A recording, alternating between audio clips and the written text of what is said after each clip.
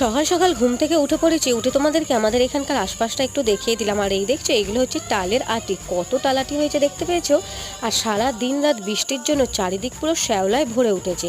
আর আজকে কিন্তু খাবো সকালে আলুর দম আর তালের পরোটা। কে কে খেয়েছো কমেন্টে কিন্তু জানিও। আর বোন এইদিকে বাজার করে নিয়ে এসেছে আমার জন্য, দেখো এদিকে মৌসম্বি লেবুও কিনে এনেছে মনে করে।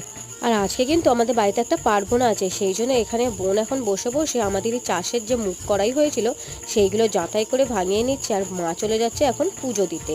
তারপর এইদিকে 5 রকম ভাজাভুজি হবে, তার জন্য সব কাটাকুটিও রেডি হয়ে গেছে। আর একটা লেবুও আমি খাবো বলে কেটে নিলাম। আর মা এইদিকে ডালটা পরিষ্কার করে নিল।